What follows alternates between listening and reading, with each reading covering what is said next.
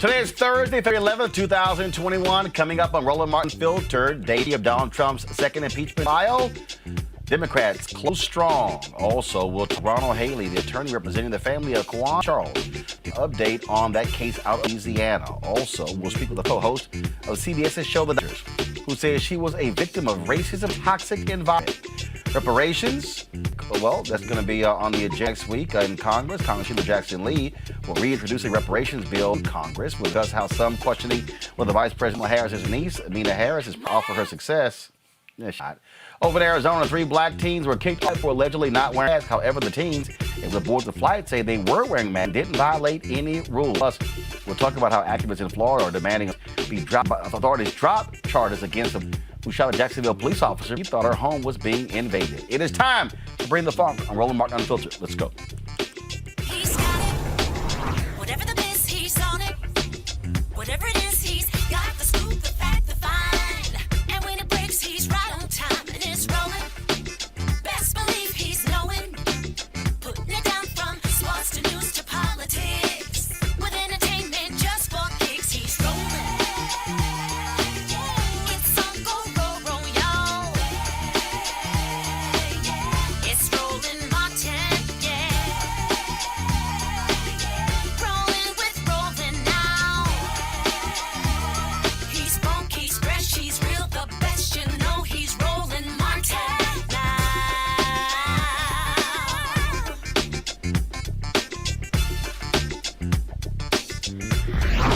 Martin! Democrats have closed their portion of the second impeachment of Donald Trump that took place in the United States Senate, and presenting more damage and showing it was clear that he was trying to incite folks to storm the U.S. Capitol on February 6th, leading to significant harm and damage, so they could have killed members of Congress. This is what they said today. Let us pray. Almighty God, our shelter from the storms. Let's call Trump, yes! Dude, let's tell Trump what's up. Trump would be very upset.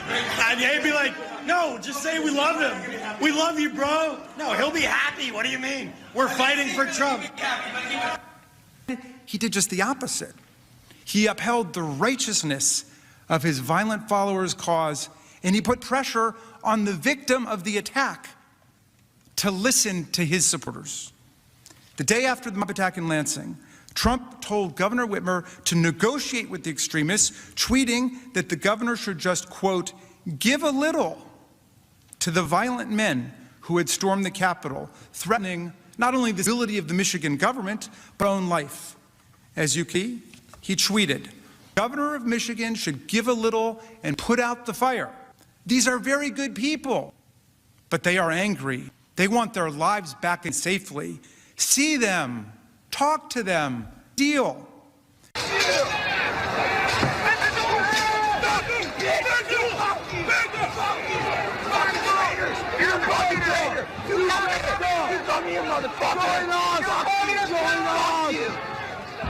a fucking traitor to your country. Yeah. You're a fucking traitor.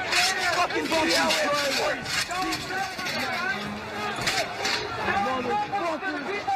You know, you want to say that that was a mob? You want to say that was a violence? No, sir. No, ma'am. But we could have a Second Amendment rally on those same steps that we had that rally yesterday. You know, and if we do, then it's going to be a sad day because there's going to be blood running out of that building. But at the end of the day, you mark my word, we will plant our flag on the desk of Nancy Pelosi and Chuck Schumer. He does not say the one sentence that would stop future political violence. The election was not stolen. He still hasn't said that sentence. That is why National Guard troops in full body armor still patrol outside. He said over and over his supporters are loyal. In his own words, his supporters are the most loyal that we've seen in our country's history.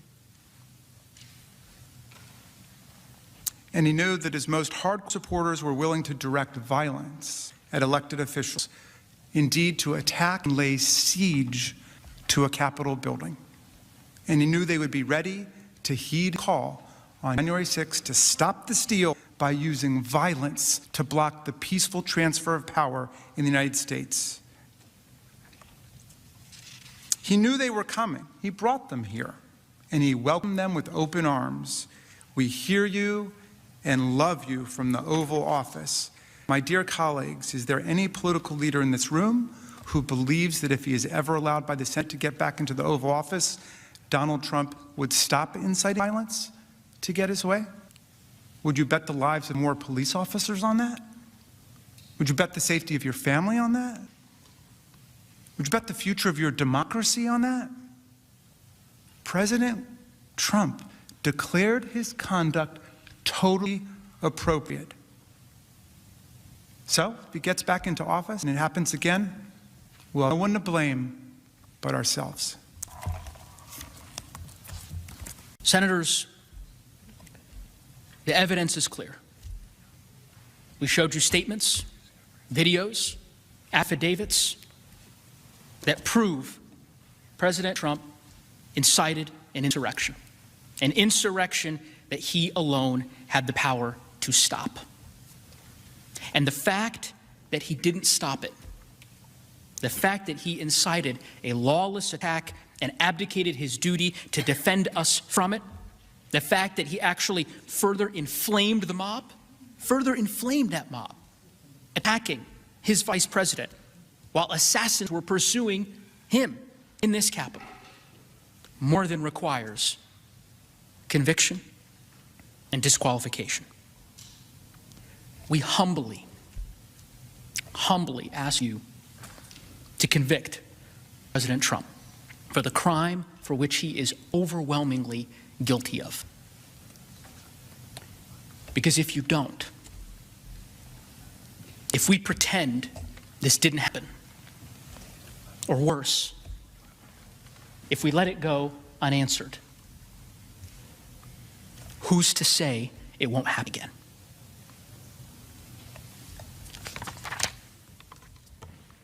All right, folks, let's talk about this thing with our panel. Joining us right now, of course, is Reese Colbert, Black Women Views, Dr. Greg Carr, Chair of the Department of Afro-American Studies at Howard University, and Erica Savage Wilson, host of Savage Politics Podcast. All right, then, so let's just go right to Greg, you, of course, law school graduate, saw all of these legal gymnastics Donald Trump's team has been trying to perform.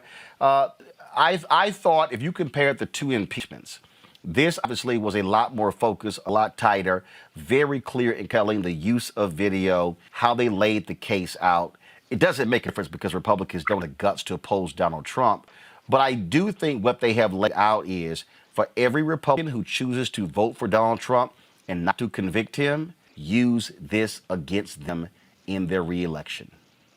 Absolutely, Roland. In fact, that's who they're arguing to. The jury are the people outside who are bearing witness to this. Those lawyers have, when the facts on your side, argue the facts. When the law is on your side, argue the law. And when the facts and the law are both not on your side, just pound on the table. And that really reveals, I think, the limits of law in any society. Law is human-made. So you've got to look at the social context. And I was listening to Dick Durbin today. Even as Durbin, they were asking him, are you talking to people? Because apparently Joe Biden did what Joe Biden has to do, apparently. It's in his DNA. I don't know what Joe Biden was looking at, but he was saying, well, I was watching and I think maybe some of the people are listening and maybe he didn't see Lindsey Graham and Rand Paul get up and walk out of the building walk out of the room according to reporters, or Tom Cotton reading the paper and Chuck Grassley reading the paper and, Rick Scott in and out. But they asked Durbin, is anybody being persuaded? Durbin was like, yeah, no, we're not going to get 17. Mitch McConnell can count. So, Cassidy and him can peel off. But he did say something interesting. He said, a persuasive argument is not going to make a difference. We're not talking to them. They're not talking to us. Nobody's talking to anybody because the folks on the other side of the aisle are weighing their lives and their political careers. Dick Durbin said, not only are we all witnesses, we're deliberating in a crime scene. And we saw what Mike Lee did yesterday. This fool testified. Now, if there were any rules outside the rules of the Senate, you can't be a witness and be a juror. But that's the point. There are no rules. The United States Senate is the trier. which means we're going to see him acquitted. We're going to see him claim exoneration. We're going to see him then do everything he can, and I suspect there will be a lot of other actions, a lot of plan Bs and Cs come up, but we're going to see him try to rally that base, and we're going to see everybody who voted to let him go doing the political calculus of seeing how many of those white nationalist votes can hold on to while gaslighting the rest of us. So, yeah, the jury is not in the United States Senate. The jury is everybody outside of it. Here, as I look at this, Erica, is all of these state Republican parties. I mean, they are chastising any Republican who dares quote Donald Trump. The Louisiana party is going after one of their own who chose to who voted saying yes, it is constitutional to move forward. How dare you? Okay, I thought these were the strict constructionist people. I thought these were the people who were all about the Constitution, who were all about the rule of law. They have sold their souls to the devil, and they're exposing who they are. And again, the 17 votes are not there. I dare say, if you live in these states, if Ron Johnson does not vote to convict, target his ass in Wisconsin in 2022. If Toomey, I think Toomey vote to convict. He's not running in 2022 in Pennsylvania. Right. Portman has already announced that he's not seeking re-election in Arizona. Barr is going to be seeking re-election in North Carolina. To me, they don't have to actually go along with it. I say anybody. Rick Scott, he's already saying basically this is a waste of time. Target his butt. Marco Rubio, target his butt. See, to me, Democrats, you lay out the case, and if they choose to let this man walk free after what he incited, they should target every single one to throw them out of office. Right, there definitely should be hell to pay because there were people that actually paid for this with their lives.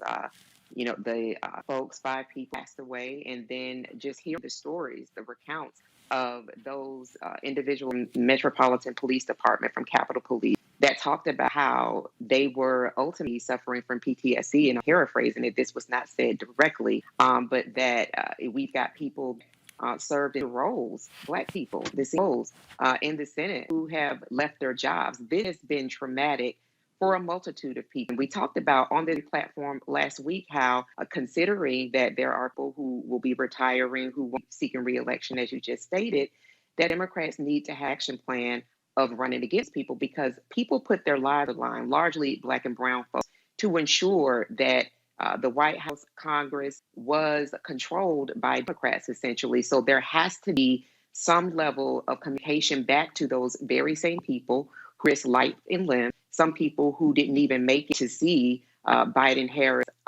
as the president, did not live to see that there is still slight control of Congress by Democrats. But there is something owed to say that, these people did, in fact, make sure that we have power. So in turn, we're going to make sure that we quality people that are running for these empty seats before the previous person that held the presidency decide to run, folks in his family, and that people that he that have still aligned themselves with him choose to run for those seats. And for these folks that are calling themselves retiring, that will no longer be serving the Senate capacity, to all of those people in their careers to see they're going to be going for governorships and things of that nature. So this is what it takes. It's going to take, and we've said it on this show times before, people to have a long political memory, to not allow this moment to escape. Because if nothing more, Republicans are definitely masters of puppetry to make it seem as though something that happened some moment ago was something that actually happened years ago. It was crazy to sit there and listen to see as the Democrats talked about Donald Trump encouraging the folks who ran bus off the road in Texas. When one of the people who was sitting in the Senate who cheered on Twitter was Senator Marco Rubio. See, that's the other deal. So when they're laying out the case against Trump, they're really laying the case against the people sitting in the audience. So you're asking the people who themselves are thugs to throw out a bigger thug. Well, that they're not going to do it because if they vote against Trump, they're actually voting against themselves. They're actually saying that they are guilty. Now, I can't hear you, Reese. You on mute? Yes, okay. There we go. My bad. All right, yeah. Well, here's the thing. Republicans have been co-conspirators for the entire Trump regime. All they care about is power, and in particular, white nationalist power. And so even though you would think self-preservation would kick in, because what happens when they vote to acquit is that they embolden their own people, right? Even more so the next time, so that they know that all they have to do is exercise violence in order to break the will of Republicans. That violence that they exercised clearly did not break the will of the Democrats, but it did break the will of the Republicans. You have the people, almost all of the same people, continue to object to the certification of the election even after we saw the violence that happened at the Capitol. Republicans really don't give a damn about anything unless it affects them specifically. I mean, remember Steve Scalise was shot down, right? He survived. With political violence. It was not violence from the right in that case, but they still didn't do a damn thing about gun violence. They didn't do anything about gun control. Violence does not do anything to bend them from the course of making sure that white nationalists stay in power. And so they've made the calculation that power is more important than their own safety, the safety of their families, the safety of their staff. And they've made the calculation that this is a way of life and a political reality that they're willing to deal with for God knows how long, because we've seen that the FBI, Department of Justice, is not diligently and fiercely going after these conspirators, these perpetrators, the way they would going after a bunch of Black people who are selling weed. So, this is not going to change the trajectory for the Republican Party, but they're going to be ones who are going to pay the most when their base continues to do this kind of violence and shows up against them and bullies them.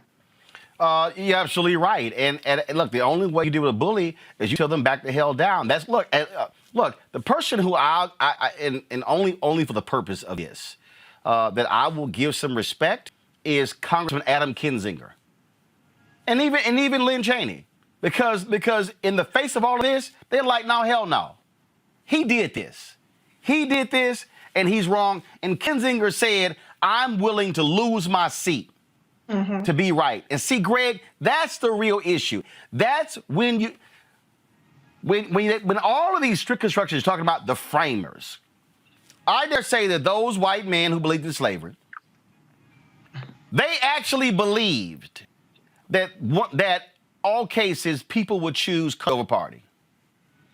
They probably believe that, but the idea that these folks like literally damn anything. What they are saying is you can do anything you desire, short of literally murdering somebody. And you got to have it on tape, and I got to zoom in on your face so we know it's exactly you. Whatever that, you can do whatever you want. When Trump said I could kill somebody on Fifth Avenue, and my folks won't have a problem with it, they are proving he's absolutely right. They have no problem with this thug doing it. And then they're saying, oh, it's no big deal because, well, he's no longer president, so we really shouldn't be doing this because he's now left. Nah. Yeah.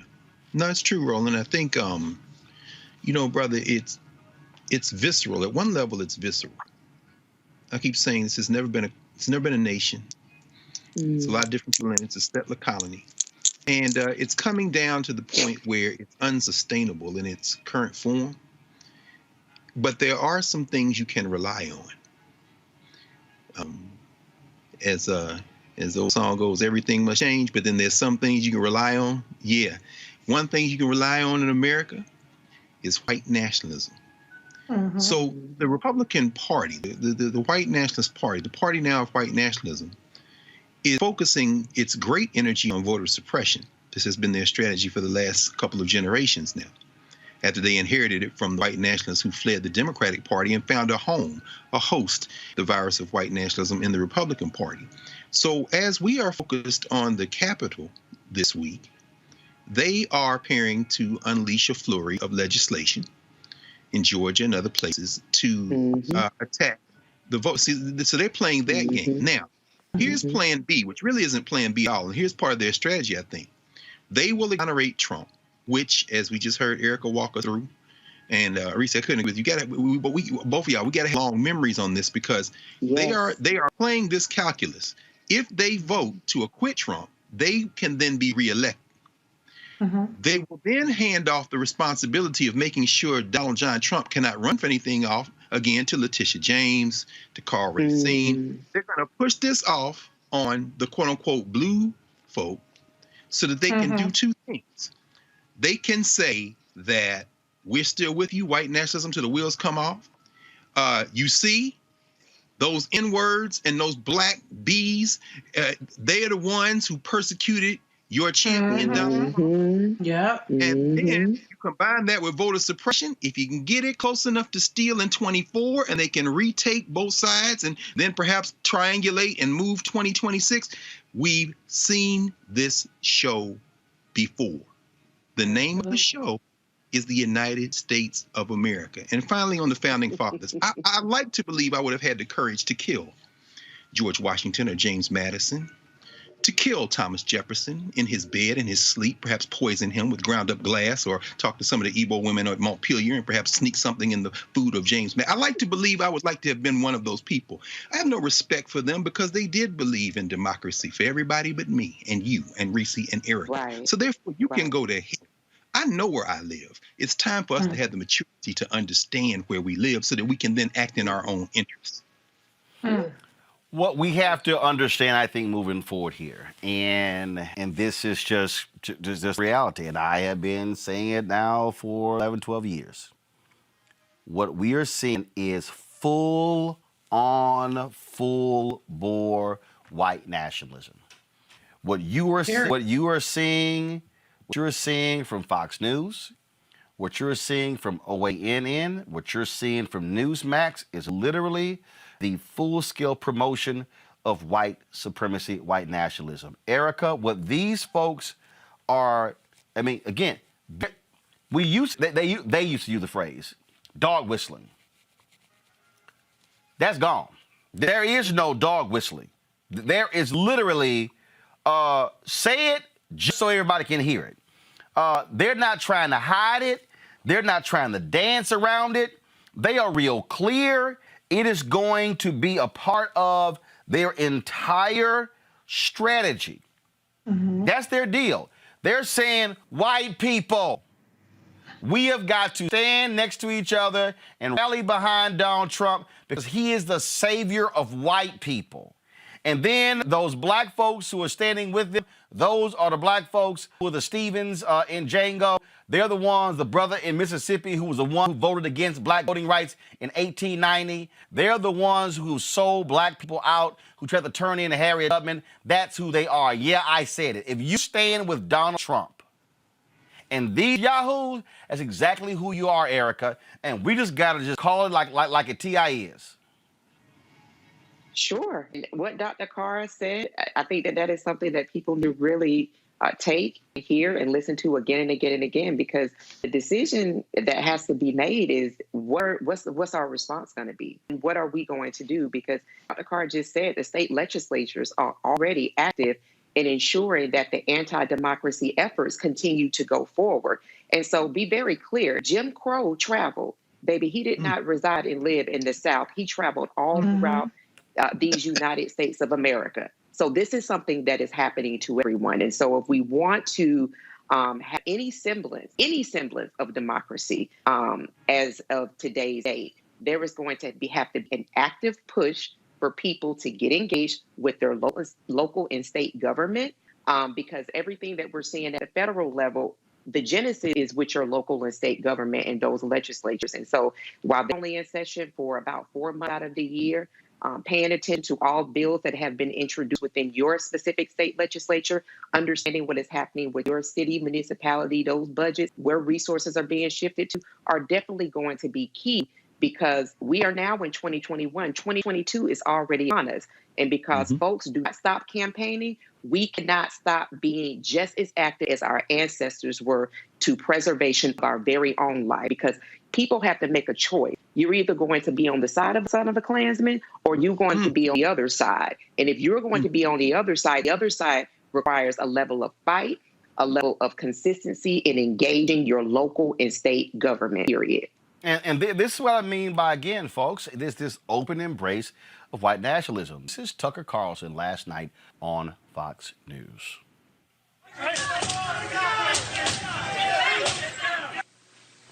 So what does all this mean exactly? We're not sure what it means, and we're not going to speculate. We do know for certain that the known facts of what happened on January 6th deviate in very important ways from the story they are now telling us, including the story they told us today in the impeachment hearings. And in many places, the known facts bear no resemblance to the story they're telling. They're just flat out lying. There's no question about that. The question is, why would they lie about this? For an answer, think back to last spring. Beginning on Memorial Day, BLM and their sponsors in corporate America completely changed this country. They changed this country more in 5 months than it had changed in the previous 50 years. How'd they do that? They used the sad death of a man called George Floyd to upend our society. Months later, we learned that the story they told us about George Floyd's death was an utter lie. There was no physical evidence that George Floyd was murdered by a cop. The autopsy showed that George Floyd almost certainly died of a drug overdose, fentanyl. But by that point, facts didn't matter. It was too late. Cities had been destroyed, along with the fabric of this country itself. Scores of people had been killed. Democratic partisans used a carefully concocted myth, a lie, to bum rush America into overturning the old order and handing them much more power. It worked flawlessly. So why wouldn't they do it again? So here's the deal, Reese, and I want people. So here's what I'm going to do. But everybody who's watching, I'm going to purposely play this again, but I want y'all to listen to key phrases. Overturn the previous order. So listen to phrases. So do this here. Do this, Henry. Put this in the 2 box. Play it as I watch it. And then we're going to, because I need everybody who's watching, I need y'all to understand that we're about to translate whiteness. We're about, for everybody who's watching right now, we're about to translate whiteness.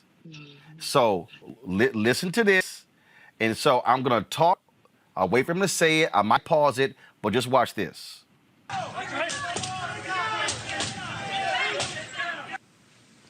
So what does all this mean exactly? We're not sure what it means, and we're not going to speculate. Okay, let's just stop right there. Don't know what this means. We don't know what this means. We're going to speculate. But you know what the video means. It means a bunch of white people went to the Capitol and tried to overturn the results of the election. But you don't want to speculate, which is what your network does every night. Watch this. We do know certain that the known facts, what happened on January 6th, deviate in very important ways from the story they are now telling us, including the story they told us today in impeachment hearings. What exactly are those known facts deviate? Really? Okay. That's interesting. And in many places, the known facts bear no resemblance to the story they're telling. They're just flat out lying. So what are they? See, if I'm going to say you're lying, then what I'm going to do is I'm then going to provide you evidence that they're lying. That's not what white nationalist Tucker Carlson does. What he does is says, oh, they're lying. And then his white nationalist audience goes, hey, that's right. Not a hint of evidence to back it up. But listen. There's no question about that. The question is, why would they lie about this? For an answer, think back to last spring. Beginning Memorial Day, BLM and their sponsors, corporate America. BLM and their sponsors, corporate America. Trust me, corporate America is not trying to sponsor BLM. The response to the death of George Floyd was when white people protested. Now, I want y'all to see what Tucker just did there. BLM and their corporate sponsors. He's saying to white people, these corporate people giving these black people money. But the uproar led by white people. Now, I am not diminishing at all the activism of Black Lives Matter. What I'm trying to explain to you is that the reason corporate America responded the way they did after George Floyd, not because people were protesting and marching, because white people were. Completely changed this country. They changed this country more in 5 months than it had changed in the previous 50 years. Oh, I mean, just pause that one right there. Reese, I'll pull you in. What the hell's changed? He literally, oh my God, they changed more in 5 months than what was changed in 50 years. Really? Please, but go ahead. Where? I'm trying to find the change. White people still running shit. What y'all talking about? Did I miss the part where black people running the country? We don't even have a black woman in the U.S. Senate. The fuck are you talking about? Tucker Carlson? It's still the same. Yes, we have the Biden-Harris administration, but white people are still running shit. So what is you talking about? You making stuff up. Kyle Rittenhouse is on the loose.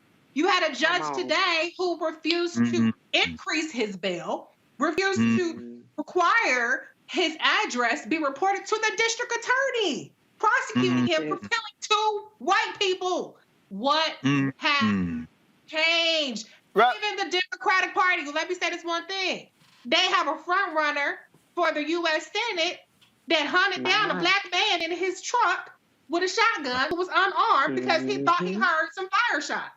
Ain't shit changed in this country. Not yet. We looking for the change. We voted for the change. But ain't shit changed yet, Tucker Carlson. Especially not for your white ass. Now, watch this. How'd they do that? They used the sad death of a man called George Floyd to upend our society. Months later, we learned that the story they told us about George Floyd's death was an utter lie. There was no physical evidence that George Floyd was murdered by a cop. The autopsy showed that George Floyd almost certainly died of a drug overdose, fentanyl. But by that point, facts didn't matter. Greg, didn't I just read today that Attorney General Bill Barr turned down a plea deal that Derek Chauvin, the cop who killed George Floyd, who kneed on his neck, agreed to, because according to the story, Barr was too lenient. So, if there was no evidence, why would the white cop plead guilty? Well, he's trying to take out the possibility that he'll be convicted. I don't expect that Derek Chauvin will be convicted. I would be surprised, mildly surprised, if he is convicted. But in terms of Tucker Carlson saying, and you're doing a beautiful job, man, as you say, you have the fact that you have to do it at all speaks to our lack of maturity in some ways, unfortunately. But there was a libel suit mounted against Fox and Tucker Carlson specifically last year, and it was dismissed by one of the district court judges in Southern District of New York, Mary Kay Viscaso, who was put on the bench by Donald Trump. Those of you keep arguing that elections don't matter. But do you know what she said? She agreed with Fox's defense lawyers, the lawyers for Tucker Carlson. They said that she said the general tenor of his show should inform a viewer that Carlson is, quote, not stating actual facts about topics he discusses, and instead is engaged in exaggeration and non-literal commentary. In other words, the Trump-appointed federal judge told the people suing Tucker Carlson, his defense is, you can't believe shit I say. Right. So understand. Right. That was their legal argument. That was literally their legal argument. Okay, now, again, I'm going to walk people through this here, because I need y'all to understand. With the fabric of this country itself, scores of people had been killed. Democratic partisans used a carefully concocted myth, a lie, to bum rush America into overturning the old order and handing them much more power. It worked flawlessly.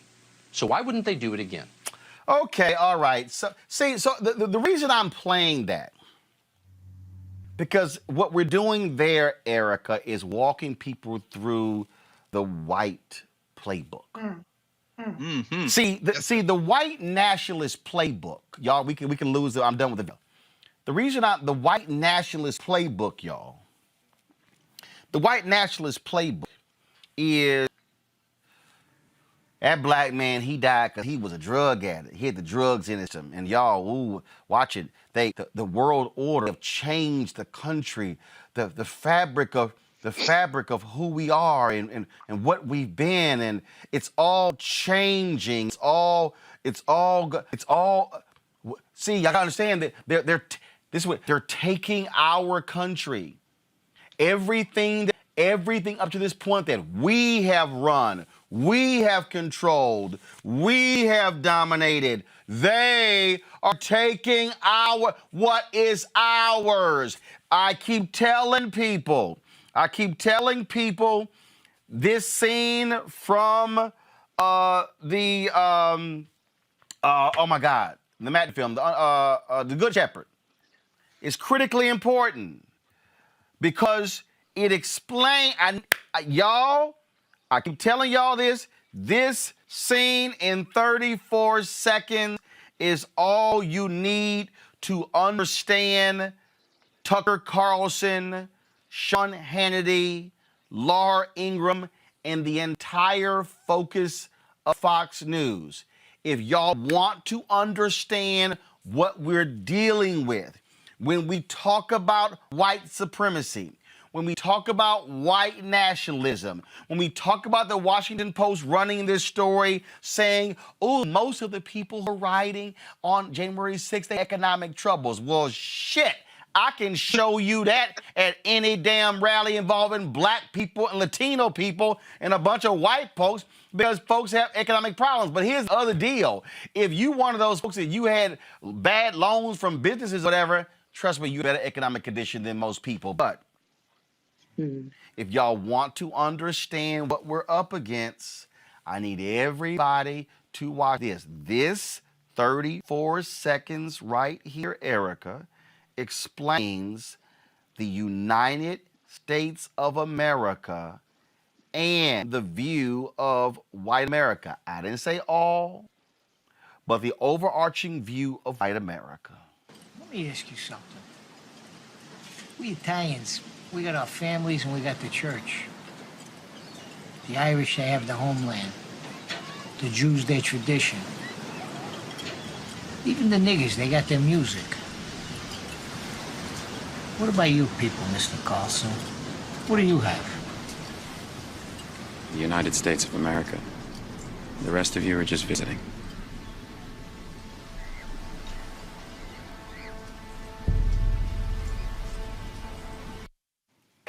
Do you see the look of Joe Pesci right there? Even he was like, damn. That, y'all, right there explains Fox News. Erica, go ahead. Yep. And after genocide, after enslavement, after being wet nurses, after being lynched with our children, future generations in our belly, after black men were lynched as well, after the continued atrocities that we face, that we did, in fact, build this country. Black folks built this country. My people, your people, Dr. Carr's people, Reese's people built this damn country. We are still very much treated as the footstool. And so, you know, honestly, you know, this is really a real place of, again, decision making. There's nothing about the old order, to use Tucker Carlson's language, that's going to change. That economy of language that's used to talk to those folks who are very much so, they're one with their whiteness. They walk in agreement with the son of Klansmen and everybody that supports them, no matter what their title is. The decision that has to be made, again, is what are we going to do in response to this? This is what we have faced for hundreds and hundreds of years. Clearly, there's nothing that's going to change on the other side. How will we respond, and respond in a way that will preserve our very own people? And I think that that is really a resounding message. We saw it with the 1619 Project. If you have people that would opt out of Black History Month, so to speak, if you have people that are serving in a Congress that would go as far to propose legislation that would fund schools, public schools, teaching history, the damn history of this failed project, as Dr. Carr says, of this failed state, how much more do you think that they would do around your life? So this is really just a time for people really to make a decision because it's not going to change. Well, the thing here is, in final comment here, Greg, before I go to a break and we talk to Dr. Rachel Nett, is that what we have to understand is things are changing, but that's what they're most afraid of.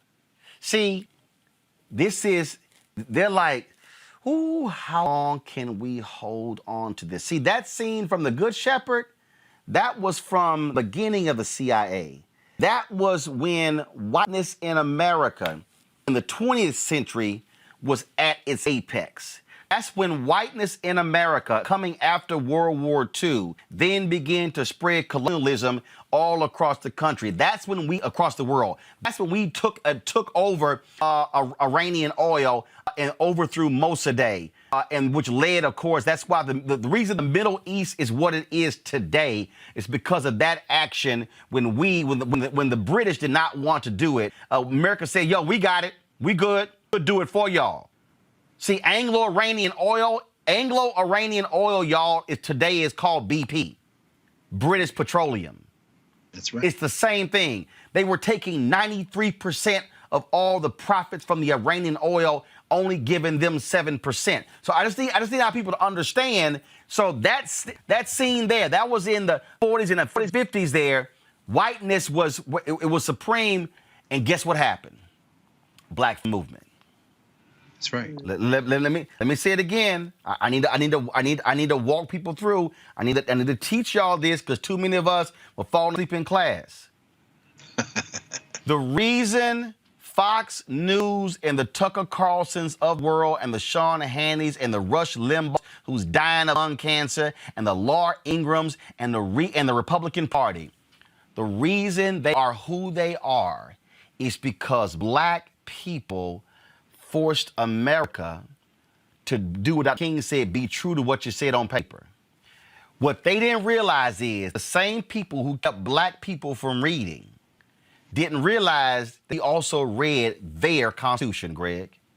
And when we read their Constitution, we used their Constitution against them and threw their own words back in their face, and they were like, dang, these Negroes done started reading.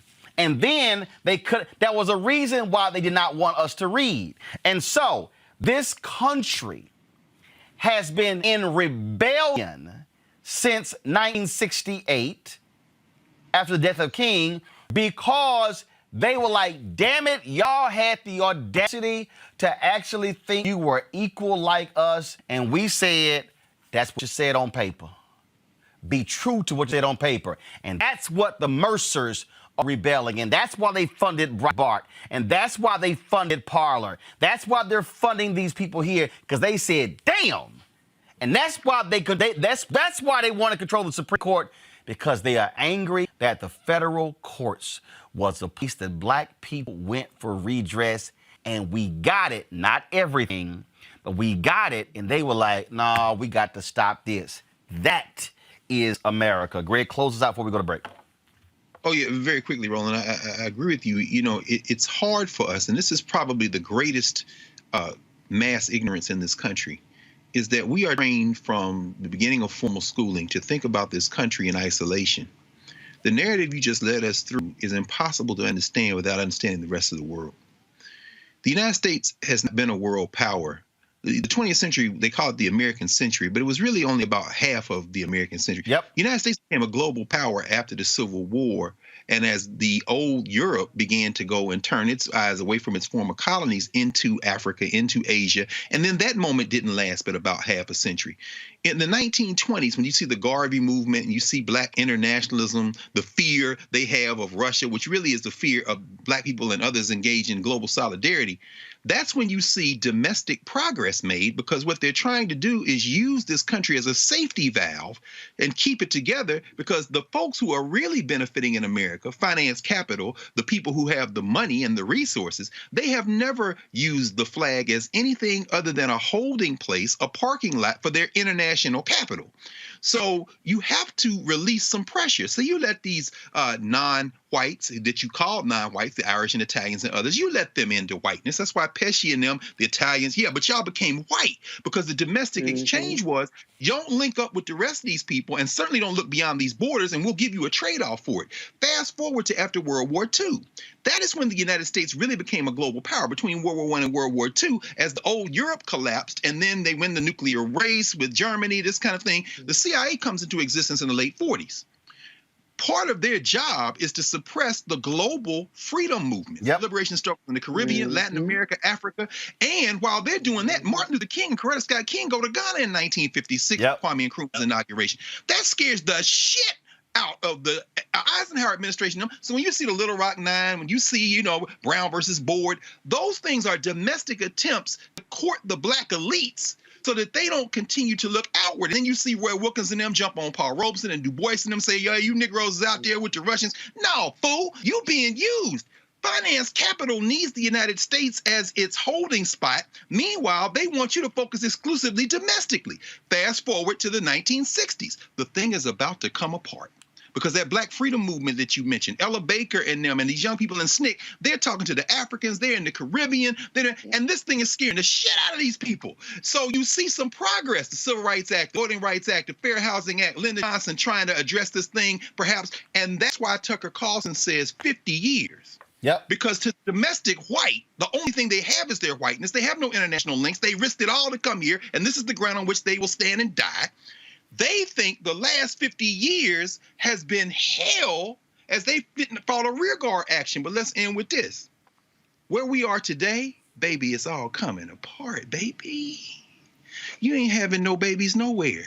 The United States, Europe, Latin America. And so what you see this, and that's why Tucker had on a Muslim sister to argue against bringing more African immigrants to Europe, when she admitted lying on her own paper to get to Europe as well. So they want to use black people because you're absolutely right. What's happening in Europe, they're not having babies in Germany. They're not having babies in Italy. They're not having babies in France. Well, guess where you're going to have people come from? Immigration. The same in America. They mad white folks ain't having babies. The annual death rate in 10 states is higher than the annual white birth rate. So the reason they against the Latinos coming in, they're like, damn, because hell, they come in, we losing white. That's all 2043, which is why I keep trying to explain to folk, y'all can spend y'all time watching these other little shows. Come on. Who are driving their narrative. That's why you got to watch this show to understand there's a whole new narrative that you should be hearing from and learning about to educate you. Speaking of that, Rachel Ross, the former co-host of the CBS show The Doctors, has come out publicly and talk about her experience on the syndicated day talk show. She said it was hostile and it made Ellen like a walk in the park. She said that the whole culture is toxic. The executive producer constantly yells at people. She even cussed me out once. There was also always something about my hair. They were constantly making comments and harassing me about my hair. Now, according to reports, multiple people have complained to the show's executive producer, often shot down pictures involving African Americans and berated producers who wanted to book non-white experts. Not only this, folks, the overarching issues of the toxic workplace at CBS. Now, the EP says, I am devastated by these unfounded and shocking allegations. I stay by my character and know the truth. I have been a champion for talent and inclusive stories through my entire career. While it's impossible to prove that I did not do something, I can absolutely say these hurtful are not true.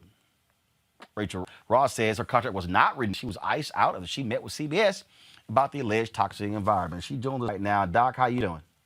Hey, good. How about yourself, Roland? I'm doing good. What has it been like for you since you publicly talked about your experience at the Doctors? This, of course, comes in the wake of the reports we're dealing with WCBS and their owned and operated stations, and we at NABJ called for the firing of Peter Dunn and David Friend. That's on the CBS O&O. But we've gotten phone calls from people saying that this is across all CBS. It's CBS Radio, it's CBS News, it's CBS Syndication, it's CBS NewsPath, it's CBS O&Os. It is entire corporate culture.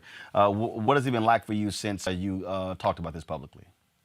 Well, it's been interesting because when I went forward, the reporter called me and I gave my take on it. I recognized that this is something that all of us deal with, whether you work for a small business in your town, whether you're working for CBS, and I'm sure even you, Roland, have had situations like this where we're in these positions where there's somebody that's kind of harassing us, doing microaggressions, and really you kind of grin and bear it because you just have to be happy to be there.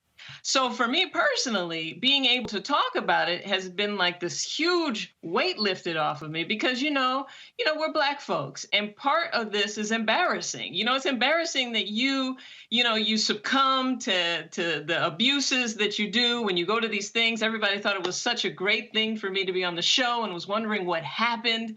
So it was really kind of like this massive weight of bricks coming off of me to actually share some of the experiences, and the article just really touched on the surface of it. I mean, when we say it's toxic, I mean, it was beyond toxic. And, Dr. Ian is there now, and God bless him, because I can't imagine that things are any better for him either.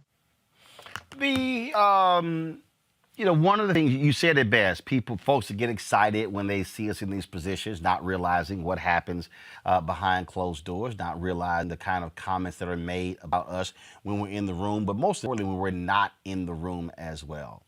And one of the things that we have said to George Chicks, who is the brother who's over now all of CBS, you've got to examine your entire culture. And if it's here and here, and then you hear it's here, then you hear it's here, this is not isolated. No, and if you think about how many lives are ruined and how many careers are offset and how much stress is created and how much chronic disease that results from just the stress that these toxic situations sit with us, it's just absolutely not fair. And so I'm glad that organizations exist that really fight for us and put the things out there, because for me, it's like, I don't want the next generation to have to go through that. I don't want, like, if my daughters decide they want it on television, for them to have to sit and worry and get that feeling when you're walking onto the set, like, what are they going to mess with me about today? What's going to be the thing? Am I going to be selling shoes today, or am I going to actually be able to talk about being a doctor? So I know you've had some of your own media experiences, and I would venture to say, if you got all of us, all the Black people who are actually going to be honest and the truth instead of acting like everything's great so that we can get the next job, that if you put us all in a room, that each and every one of us could go through and highlight at least 10 things that have happened that have been ridiculously racist and that we've sat through and acted like it didn't even happen. So I love to have the opportunity to share on a platform like yourself. I'm very selective about who I'm doing any interviews with because, in this environment, you never know which direction they're coming from for you. So I appreciate the opportunity. The thing that also is sort of, it sort of pisses me off. This person, Dominique Johnson, puts on YouTube, get your own show, stop trying to be up these white folks' ass. First of all, Dominique, do you work at a Black-owned company? Where you work? See, I love the people who always are quick to say, get your own, which is also why I ask, see, here's a perfect example. See, this is why sometimes you should be real careful when you say something. So this person, Dominique Johnson, says, get your own show. So then I asked Dominic, well, are you a supporter of the Roland Martin Unfiltered fan club? He goes, no. Well, Dominic, you part of the damn problem. See, it's real easy to say, get your own show, but if folk like you don't fund us, well, who the hell you think gonna fund us? See, you just don't get your own show for the hell of it. Like, this stuff costs money, equipment, monitors, lights, cameras, connectivity, you name it. And so the reality is, I'm not going to use that argument, always get your own. No, I want us to be treated fairly, whether you have a show at the doctor's, whether I'm independent over here or elsewhere. But part of the problem is, it's a whole bunch of us who talk shit, who then don't turn around and don't support us. That's right. That's right. No, absolutely. And I think Dominique has to kind of go back and reevaluate that because it's absolutely true. I mean, sure, we can go get a show, but shouldn't we be able to sit on a show with other people, with white people, and be treated just like they are? You know, like why should the Black doctor be singled out to be treated one way and everybody else treated a different way? That is not fair. That's not how things should be. My ancestors built the country. I mean, so why do I need to feel marginalized in certain situations? It's not fair. And that's why I spoke up. I had the opportunity to go off the record or on the record. And I recognized that there was a lot of weight if you go on the record. If you say, yeah, I'm Dr. Rachel Ross, and this was my experience, that's a big deal. And it was easy for me, because I recognize that by doing that, perhaps we're putting a little pressure on people like CBS to stop the madness and to just treat people with the respect that they should be treated with, and fairly. Because I did complain. I mean, I complained when I was in the position. I was like, well, look, I've never been treated like this. I don't even know what to do there. I went to a HBCU for medical school. I practiced medicine in Gary, Indiana. I am in my own little isolated bubble, and then I get here and I'm treated like a second-class citizen. Something about this isn't right. So if I go to CBS and tell them all of the things that I'm experiencing, as well as some of the producers who their stories are 10 times worse than mine are undergoing, and they do nothing about it, that is a problem. So I'm glad that we're holding them to the fire. They've put an African-American over CBS now, to try to iron some of these kinks out. But I think that they have a problem that runs way deeper than any of us can ever know or realize. Well, what is happening and what's running deeply is whiteness.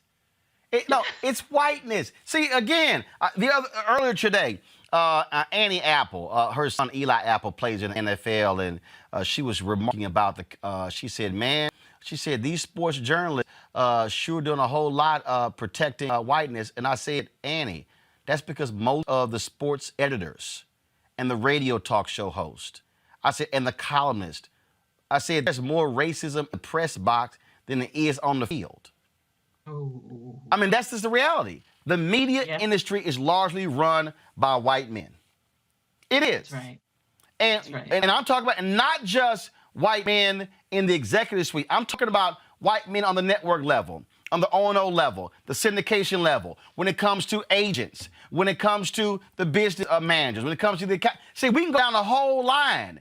And so, I mean, every time a Hollywood holler liberal Hollywood, I'm like, no, don't holler liberal Hollywood, because there's a whole bunch of racist liberals in Hollywood because they also shut black people out. And so we got to call it what it is and not dance around it, because folk think if you check to the UNCF, NAACP, you good. Not if you keeping black people from being able to be empowered themselves and being able to grow and thrive.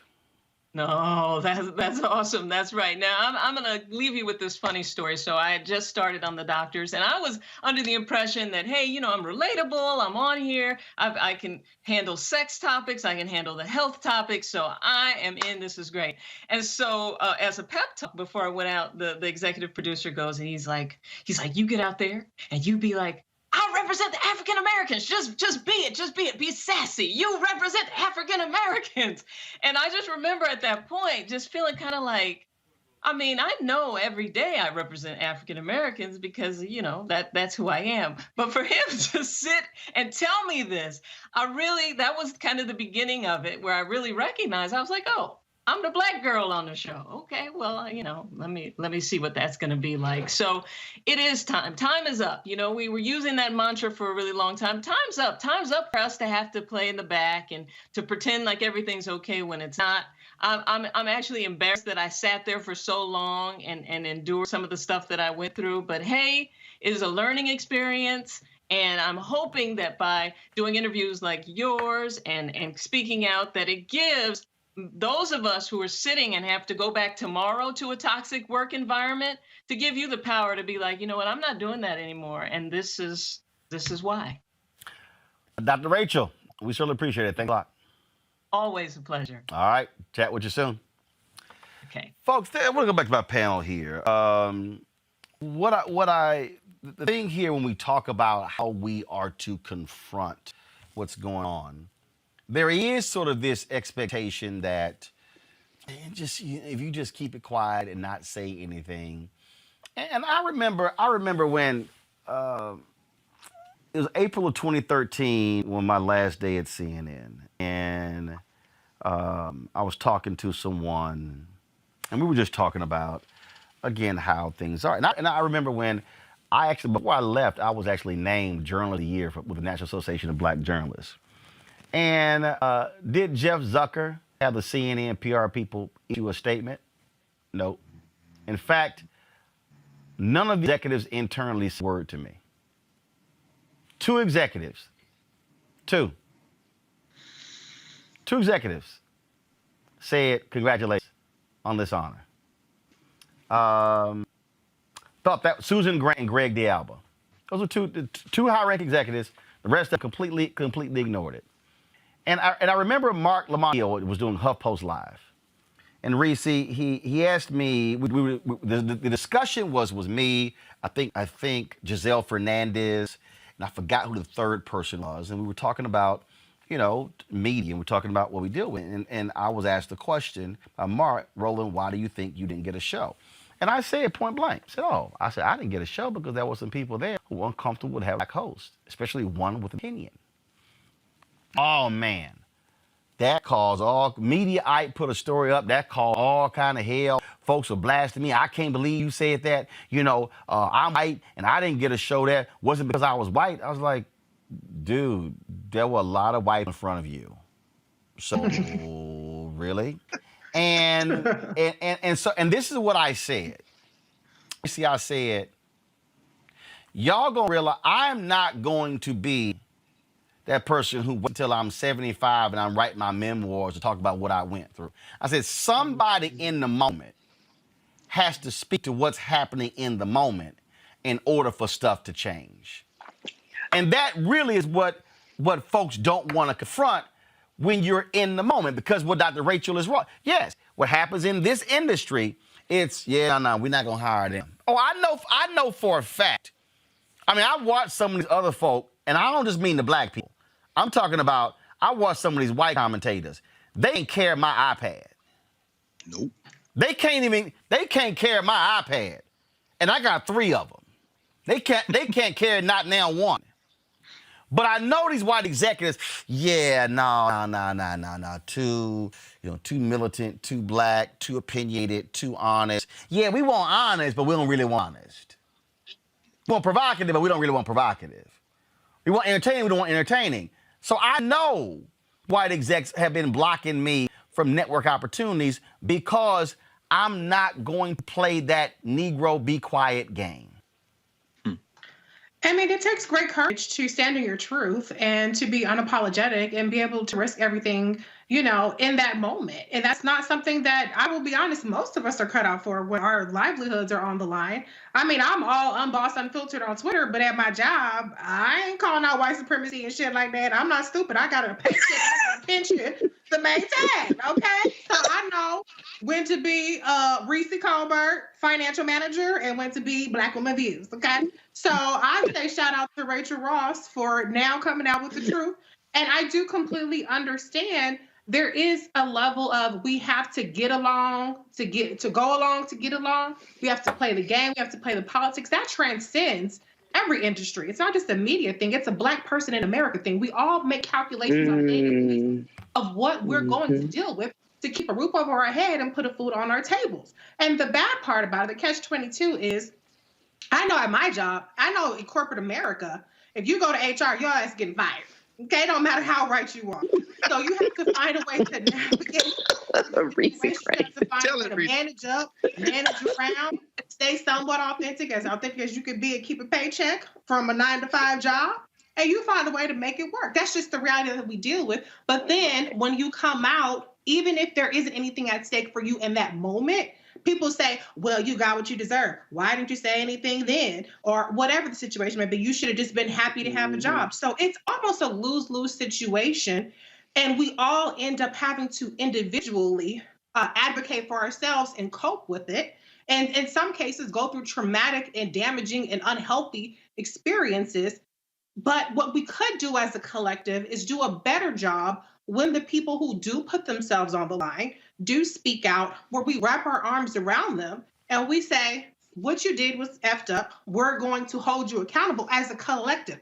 What you are doing, what the NABJ is doing with CBS, what you've done time and time again with different networks and holding them accountable, that's how we make change, because we are stronger together and we can actually move the envelope forward if we do a little bit less shaming of the people and what they went through. And I'm not saying that's what you're doing, Roland. I'm just saying, right, if we do a little bit, that's what the person was doing that you were calling out. Well, just go make your own stuff.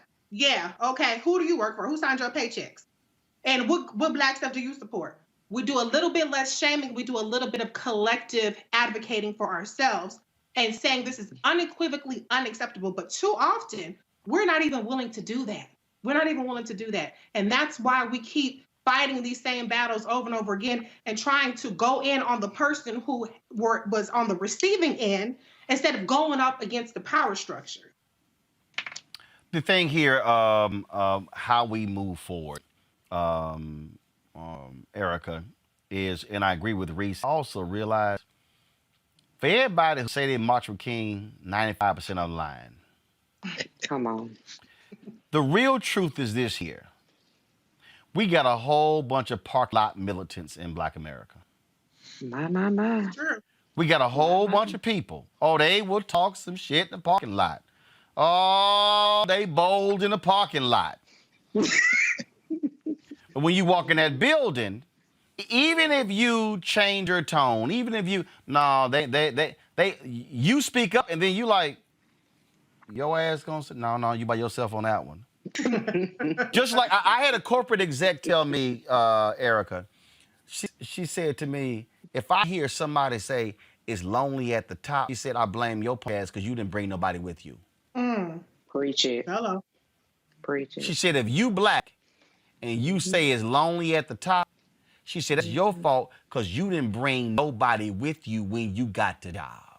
And so all I'm saying is, you can't show me Jack where we've gotten ahead by just sitting here being quiet, keep your head down and moving forward. Somebody, you got to have the inside outside. Somebody got to be the quiet one, making thing happen, but you still got to have that Malcolm. Because remember, Martin was a radical until Malcolm came along.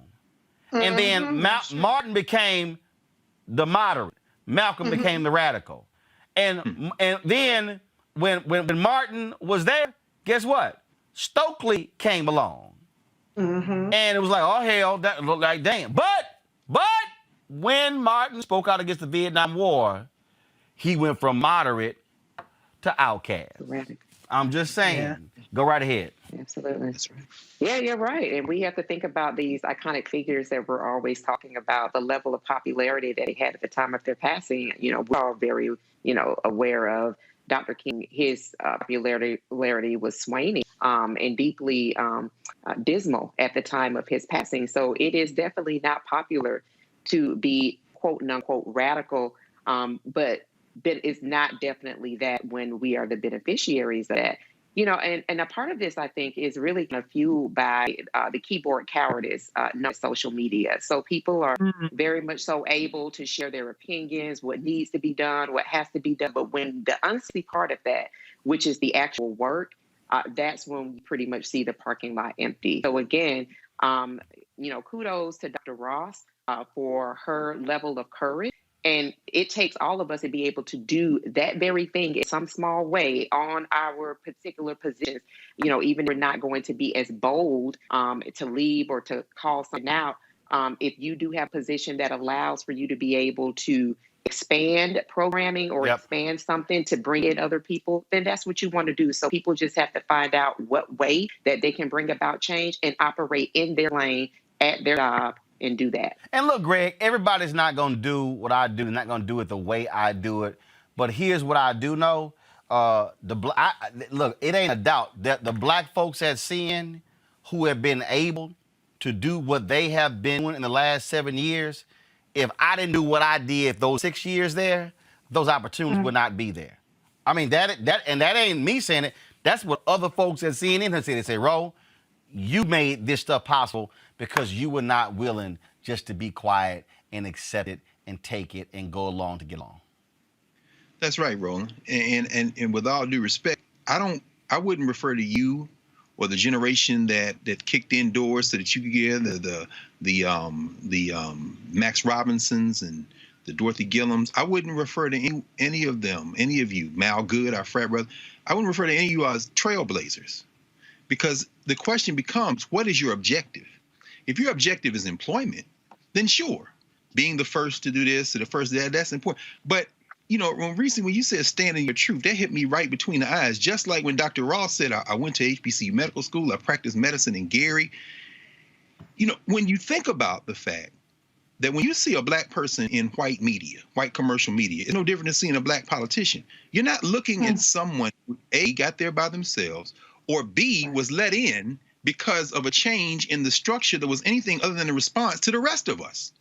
Now, these shows, for example, you're going to hear Russell Maroon Schultz or Mutulu Shakur, or the many black political prisoners who did give up everything in the 1960s and 70s and have been locked up for decades. Mumia Abu-Jamal, for that matter, Leonard Peltier. Let's talk about the Native Americans. I mean, these are for Assata Shakur, who couldn't even come see her family no more, is in Cuba somewhere.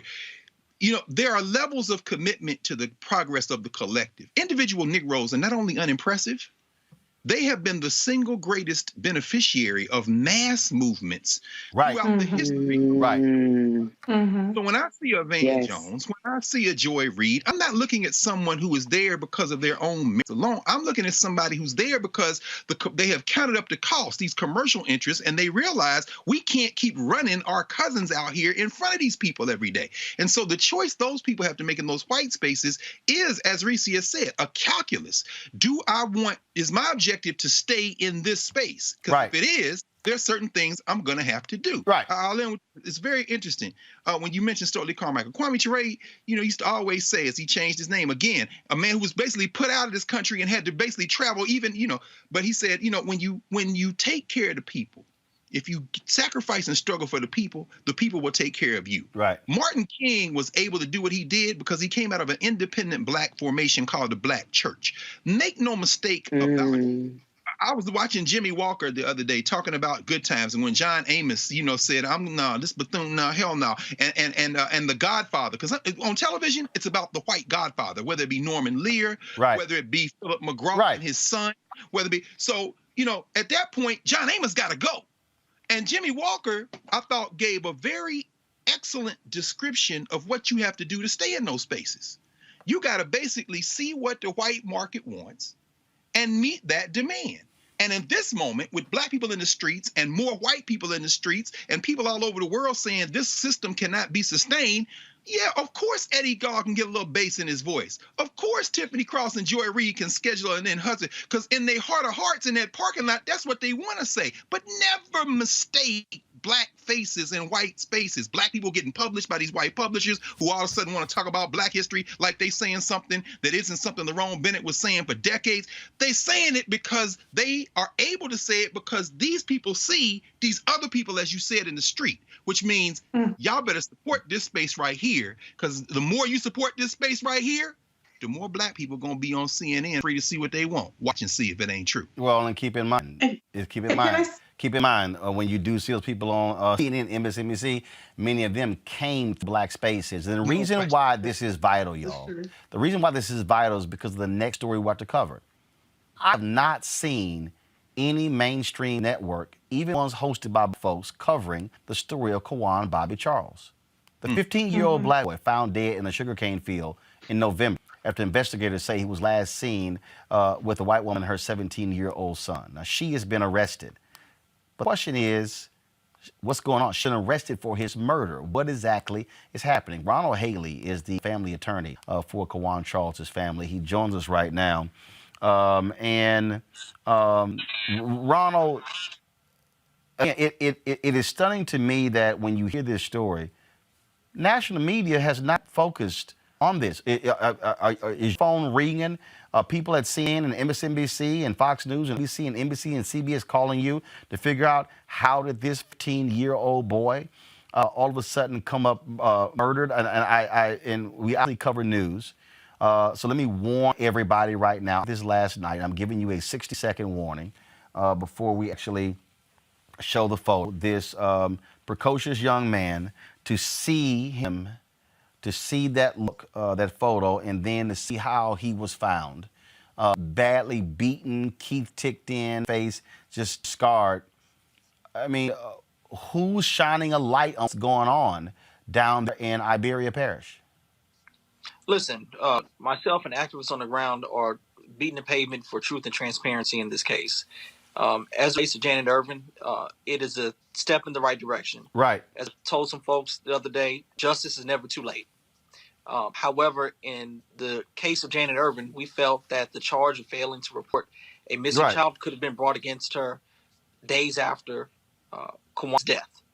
And we felt that that was the domino to drop, that maybe folks that have information in regards to his death and cover-up, because we believe there is a cover-up in regards to his death, would come forward and tell the truth. If not for guilt, maybe self-preservation.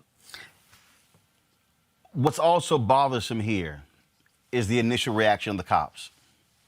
Absolutely. For them to say, oh, he's probably at a football game. How do you know that? Like, it just, should you just make that assumption?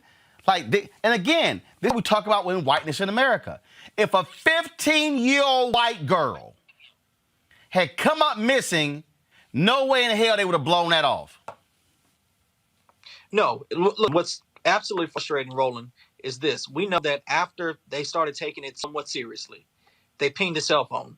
They ping his cell phone, less than 12 hours later, he's found. What's sad about that is, based on our own independent investigation, we were able to prove that Quawan Charles was alive at least the next day. Are you saying that, wait a minute, hold on, go back. So you're saying that had they actually shown any interest in pinged this phone in the first few hours, he's in trouble and not dead.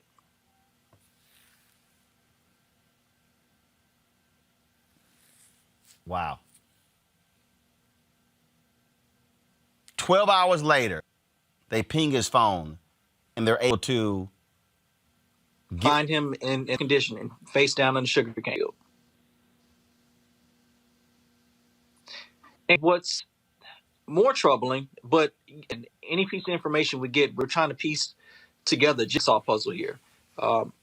The final autopsy report came out from Iberia, and it had some telling things in there. They still claim the cause of death is drowning. However, they cannot determine whether or not the cause of death was via suicide, via accident, or homicide. Well, I think you could look at that report and listen, we all took our ACTs, SATs, standardized tests. You know, they give us those paragraphs and you're trying to find out maybe not the perfect answer, but the most logical answer. They said that the individuals that he was with claimed that he woke up in a fit and said he's going to kill himself. Well, that's pretty convenient. The folks that are being looked at for his murder want to pass it off as some type of suicide. Well, the coroner, in his own report, states that suicides by drowning are rare, but they happen. In Quawan's case, he's found in 1.5 feet of water. I would suggest that drowning in 1.5 feet of water isn't a rarity, it's an anomaly if it did happen. So you could cross that out. Then folks said, look, maybe he has some drugs, alcohol in the system. Well, according to the toxicology report, low levels of THC, low levels of alcohol, and some of that alcohol could be contributed to the decomposition of the body, because we know that as the body decomposes, sometimes it naturally produces ethanol. But those levels were low, which means by process of elimination, Roland, he wasn't too high, too drunk, slipped and fell into 1.5 feet of water and didn't know where he was at and drowned himself. Further, we know he had no underlying health conditions. This was not an aneurysm or heart attack. He did not have epilepsy, anything that could have rendered him incapacitated in that condition. So what does that leave us? It leaves a homicide. If a 15-year-old child ran away from your house and saying, you know what, I'm going to kill myself, I'm going crazy, and you don't call his mama, you don't call his daddy, you don't even call the police until 1.5 days later on your lunch break. Again, If we're taking an ACT, SAT, LEAP score, or any type of test that has multiple choice, what choice are you going to choose? So hold up. So this Irvin and her son, was there a relationship between Bobby and them? Did he know them? He did. He did. No. Yes. Were they classmates? Were they friends? They're friends from school. They're friends from school. But the mother had no idea they were coming by. No, the mother picked them up. No. I'm sorry. I'm sorry. So when Bobby was at home, was anyone else home? No. His dad made it home. There's some timing issues of whether his dad got home versus, but she, being the adult, picked him up without his father's permission from his father's house and took him to their residence. She picks him up. She doesn't communicate at all with the mother-father. They had no idea picking them up. Absolutely no idea. They had no idea she was taking them to the house. Nope. So what story has she given to explain how Bobby went from their house to dead? First of all, where he was found, how far is that from their house? A hop, skip, and a jump. So did she or her son say Bobby left their home and ran off or something? That excuse they're giving. And so Bobby, let's say for the sake of the discussion, we accept that Bobby runs off. Did they run after Bobby? Or did they just let Bobby run out the house and went, all right, he gone? Allegedly, they went looking for him for a little while and then decided, you know what? I guess even though he's 30 minutes from his house. And at no point did Irvin or her son call the cops to say this 15-year-old boy who was at our house ran away. They just went to sleep. Oh, sure, they did. A day and a half later, Janet decided on her lunch break that it was kind of important to inform police at that time. Wait, a day and a half later? Wait a minute, hold up. So you mean tell me Bobby leaves, according to them, Bobby leaves, he's gone. The next day, her son or her don't call the house to check to see if Bobby got home safe. Nope. Then the day after that, they go, oh, I guess we ought to call the cops. You believe it. Okay. Who is leading the investigation? Is it the Area Sheriff's Department? Is it the state? Who's leading this investigation? The Sheriff's Department right now has the investigation. Do you trust them to run this investigation? Listen, there's a whole lot of stuff going on in policing within the state of Louisiana right now, and in regards to investigations of missing children, in regards of excessive force cases. I'm hopeful that they do the right thing. I'm hopeful that although this is late, in the next step or this step in the right direction will lead to dominoes that will ultimately give the family the peace they deserve. But I'm not going to hold my breath. And it's sad for me to say that. I wish to tell you something differently. I think you can look at how long it took to arrest Janet Irvin on, again, the very odd charge of failing to report a missing child. You don't need a toxicology report to get arrested for that. You don't need an independent autopsy or official autopsy to come back to arrest somebody for that. We know she didn't report him missing from the first week. Ronald Haley, we appreciate it. We certainly covering this story. Keep us updated on what happens next. Absolutely. Take care, Roland. I appreciate it. Thanks a lot. Guys, go to the break. We'll be back at Roland Martin in a moment. What still impacts and what creates change is when we mobilize. When we say we're not powerless, and if I get with you and you and you, and all of a sudden it's 10, then 20, then 100, then 500, then 2,000, then 5,000. All of a sudden you have mobilized people. That creates that voting power. And then when you throw somebody out, it catches their attention real quick. But not only just that, they have to know what it is that they're standing for. Because if you have friends that talks politics, then of course we're having a decent conversation and I'm being educated at the same time. But if my group of people are not talking about that, then I still don't know. So I can unite with you, And then I'm making sure that you have the voice, but what if you don't have the courage to speak? So you're still getting a group of people together that don't know how to do nothing. Hi, I'm Teresa Griffin. Hi, my name is LaToya Luckett, and you're watching Roland Martin Unfiltered.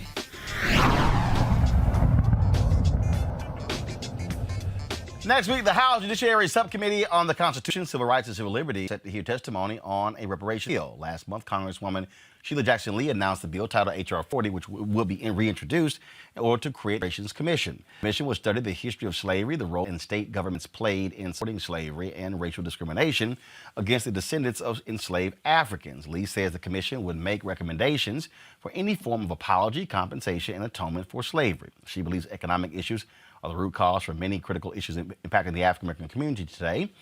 And so that's going to come before the committee next week. Let's go our panel on this one. Greg, here's what's interesting. Yeah, we were talking yesterday, and I was dealing with some folks on this, and we had Ron, actually a few days ago, when we had Ron Busby on. And I made the point because what happens is it's a bunch of folks out here, they're posting stuff, they're like, Biden signed an executive order specifically for Asians. Where's our black specific executive order? And they're trying to walk folks through that, trying to get them to understand exactly what the executive order is. Then Talbert, I forgot his last name, he posted something criticizing me when I talked about race-specific remedies. And so he then throws out, well, the Japanese got these $20,000 checks for internment camps. And I said, well, that was a very specific law for a specific incident, and that was a specific remedy for that. I had to then these people try and tell me, well, no, but it never happened with black people. Well, actually, the black farmer settlement is an example of a specific remedy for a specific group. One of the things that I was talking to a lawyer who supports reparations, he says that he believes a stronger argument for African Americans is to use the Jim Crow laws of redlining in federal housing policy, because there are African Americans who are still living who were impacted by that. And that's actually in terms of you're making an argument to create legal redress, as opposed to the argument of slavery coming forward. Your thoughts? I think we have to start with having a basic understanding of the long struggle for reparations in this country. It begins, ironically, with the theft of Africans to this country. The case of the Amistad being one of the, most prominent cases, but certainly not the only one. When Dred and Harriet Scott sued for their freedom, there's a reparations element in the legal argument they're making.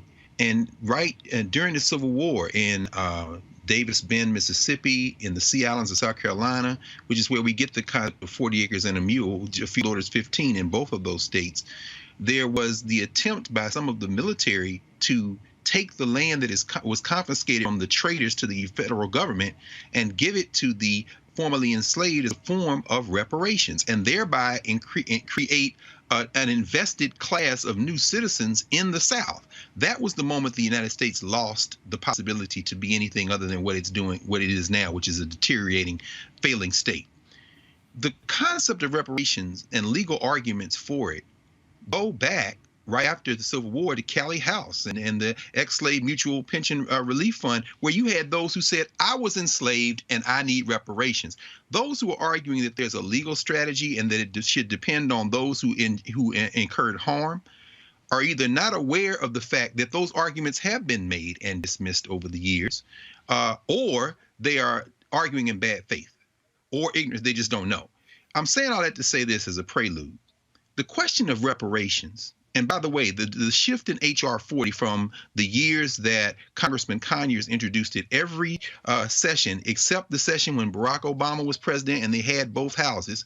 And, as far as folks who say, this is why you don't make politicians your friends. They may look like you. You may have pride in them. But please understand, politicians do whatever the hell is in their best interest. The change in H.R. 40 now with Sheila Jackson Lee and the one that Congressman Conyers introduced year after year is that it's going to make recommendations. That's the major change. And as someone who has been a member of the National Coalition of Blacks for Reparations in America now for over 20 years, my dear friends Mashariki and Kamal Jawanza in Indianapolis, Mashariki is the female co-chair. The male co-chair, Cam Howard, will be testifying next week, a week from I guess today. Understand that this reparations argument is one that is political, it's cultural, and it will be won or lost, not in a courtroom or one specific courtroom or one piece of policy. It will be won as this country concedes to try to remain a country.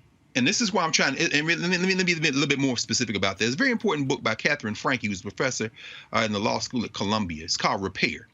She's a white woman, and she says, the missed opportunity to redistribute wealth in this country, which really is not organized around cash money, but property. See, that's why the thing that happened in the wake of the Civil War is so important. If they had transferred that property instead of giving it back to the plantation owners, you know, they went so far, the federal government, to track down the descendants of those who own those plantations and compensate them for the land that had been redistributed. If they had done that, we wouldn't be faced with this now. What Franke says is, and this is why the reparations bill is so important, because it's just to build a study and make recommendations. What if you had a heavy investment in community land trusts, community ownership, in other words, a shifting of fundamental nature of the economy of this country to deal specifically as a remedy in terms of race? What if there were a generational tax imposed on those who, by virtue of the fact that they are white, inherited a status? See, this is where we don't get into this ADOS foolishness. Everybody slow down, okay? Because it isn't just about who was enslaved. It's about now what attaches to blackness as a consequence of enslavement. So I don't care where you come from in the world. Greg, of America, blackness attaches to you as a form of stigma. Greg, the ADOS and the foundational black people going to be upset with you. All of you. I want all of the smoke. Because it's baby smoke, number one. And number two, I'm a descendant of those who was enslaved. And number three, bring your best in fact, bring them all. In the words of William Rakim Griffith, I take 7 MCs, put them in a line, and then find 7 more brothers who think they can rhyme. Then find 7 more before I go for mine. And that's 21 MCs. 8 up. At the same time. So the point is that, because when you see this, you understand is, there's no argument against reparations except you don't want your country to continue. And so the bottom line, Franke says, is, she says, I'm a white woman. My people came here from somewhere else. But when I came here, I inherited whiteness. And so as a consequence, my family was able to make some wealth. In the wealth transfer, I'm open to perhaps a 5% tax on people above a certain inheritance, and that money then go to community land trusts, health care, these kind of things, which are then targeted to these communities that have suffered generationally as a consequence. And I'm saying that that's not just reparations for black people, that's giving your little ass country a chance to survive, because if you don't remedy this, it's over, baby. It's not going to last another century, because we're going to take it. We're going to take it. And we're not going to take it from Washington, D.C. We're going to take it from Atlanta and Detroit. We're going to take it from Jacksonville, Mississippi, and Birmingham. We're going to take it from Nashville and Memphis. We're going to take it, in other words, for all those places that very shortly will be majority non-white. And there'll never be another Coach Tuberville reduced to being introduced to the United States Senate, because Alabama's going another way. And it ain't red and it ain't blue. It's black. Wait for it. Somebody just sent me a text and they said, please tell Greg I will break him off a piece for that. Put some content, Aaron. Put it up on your channel. It's going to be some embarrassment. That's all I'm saying. All I'm saying. And don't forget, Erica, my boy is with me right here. Oop. Don't do it. Your boy. You know what? I'm saying, since folks want to break Greg off a piece, I just want to go ahead and just cite that there. Bottom line here is that the thing here, Erica. Yeah. The thing here, Erica, is interesting because Greg called out the ADOS FBA people. And I love it when they try to come at me, because they like, because you said reparation was a pipe dream a few years ago. I was like, yeah, because I don't trust white America. I said, I don't. I said, I don't trust. I said, show me 218 votes in the House. Show me 60 in the Senate. I said, I don't. If I didn't trust, I wasn't even here. If these folks did not get reparations, 40 acres and a mule back then, and going through now, look, we sure know how they feel right now. So this is what I said. I said, I can make an argument for reparations. I said, I can walk through the text. I can break it all down, give it all. I said, I'm talking about what the end result is. I don't trust they are going to do it. But what I'm going to do, and see, this is the difference that people don't understand. See, I've had Cobra and others on my shows, have talked to folks, ain't got no problem whatsoever. But what I'm also going to do is, while they have made that their focus, I'm going for the existing money right now. Right. See, there are, as the sister said yesterday, the federal government spends a budget of $4.4 trillion annual budget. She's talking about what they spend right now. I'm also going at what they're spending right now. See, you can do both. If you want to make reparations your focus, good.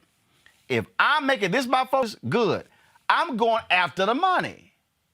But I'm understanding that to get that money requires a whole different game plan than what I'm talking about, because that money, you got to get 218 in the House, 60 in the Senate, and a president who's going to sign it, and it has to withstand a judicial challenge. The problem, Erica, is you got all of these punk-ass YouTube historians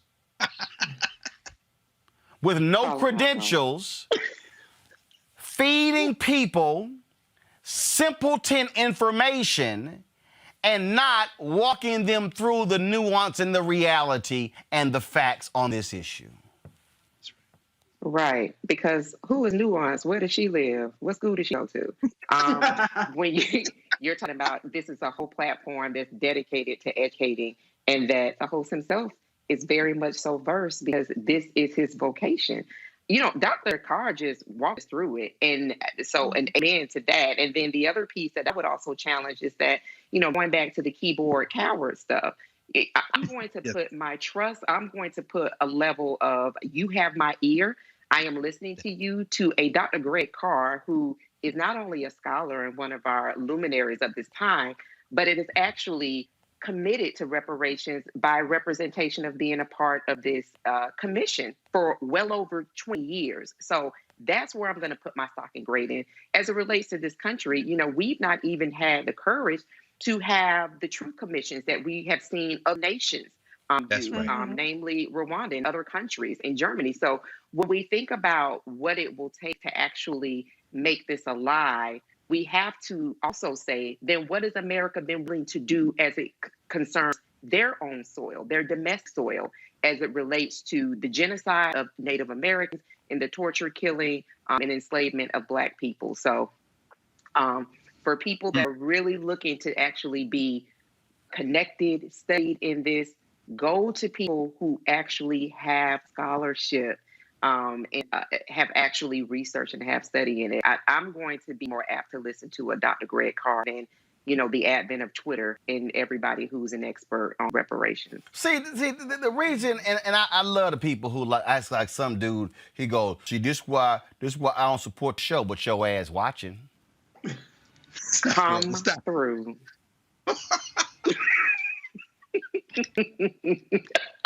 We're hot tonight, man. Yeah, every week. But you watching. So really what you doing is you loading. Oh. Come on. Hello. See, you want to come here and soak up all that we given, but then you want somebody else to contribute to the building fund. See, and the thing here that I lay out here, Reese, again, I'm talking about what are undeniable facts. When people sit here and yell, I support reparations, I then ask, what you doing? What you doing? What are you doing? How are you moving towards 218? Because see, for the people who don't know nothing, The Constitution stipulates where any bill that involves money starts. Mm-hmm. Do your YouTube historians know that? Come on. The Constitution stipulates any bill that deals with money starts in the House. That's right. It's so you can't even see when y'all were yelling, Senator Kamala Harris, what's it? You can't get to the Senate until you deal with the House. That's right. Which means you got to get 218 in the House. So if you are doing nothing to get to 218, all you doing is running your mouth. That's right. Hello. Reese, the folk who hollering, where Biden on this? Biden is third in the process. Right. There's the House. There's the Senate. If it passes the House, passes the Senate, it goes to the White House. Right. So if you ain't focused on the 218, then what you doing? All you doing is running your mouth. Reese, go ahead. That's right. And here's the ironic part. I mean, in the last session of Congress, the HR 40 Commission had the most number of co-sponsors that had ever been on that bill. It was 173 co-sponsors.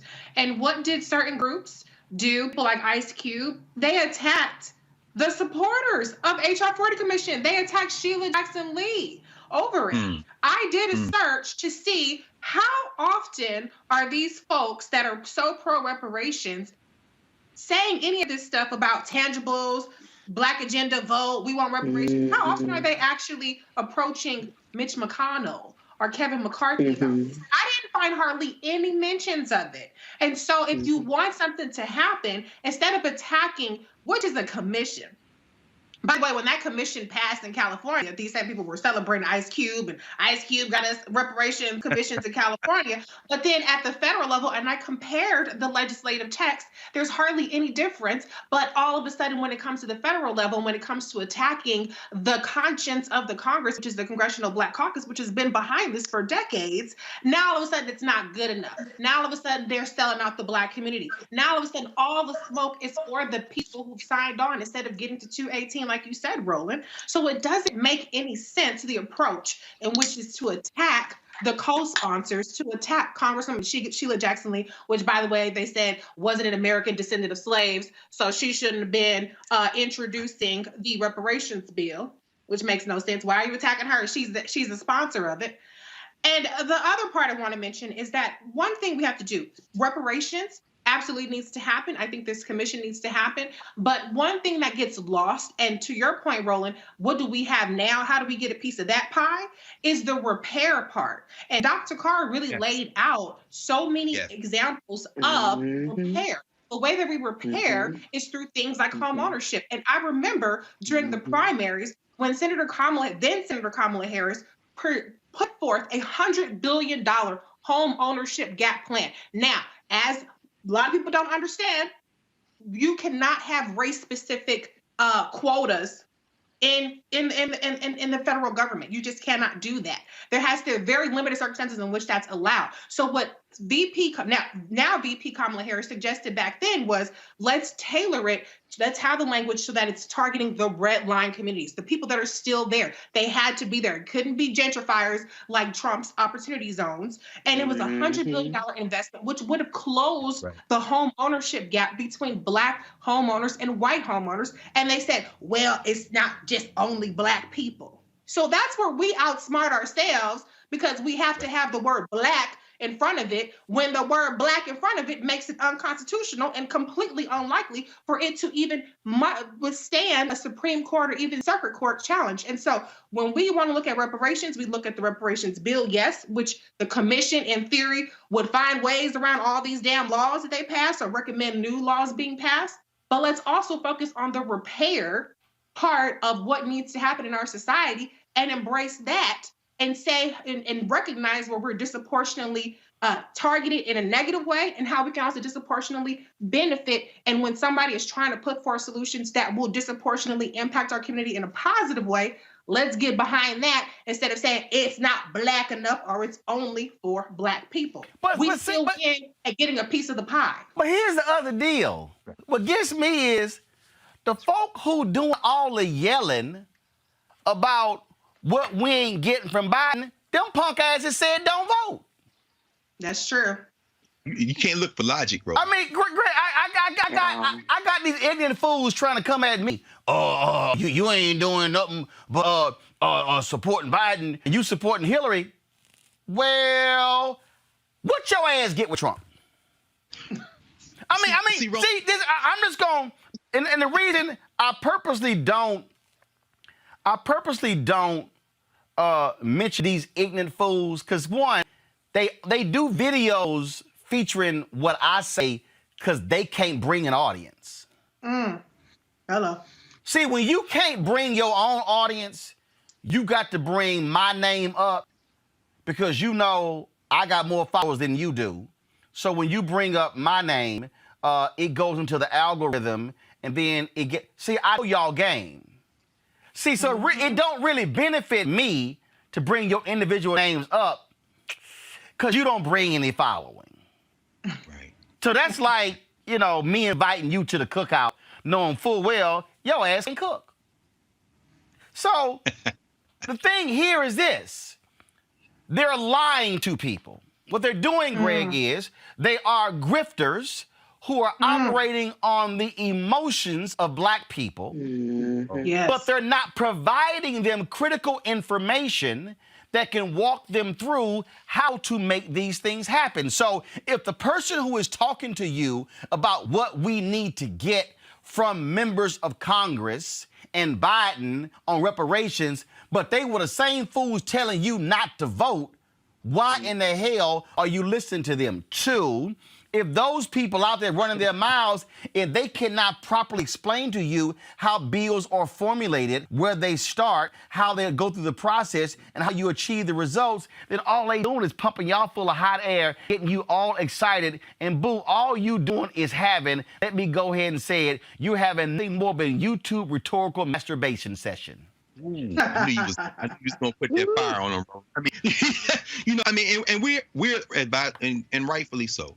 We're having some fun with this. We're laughing because it's a family conversation. That's another reason this is so important.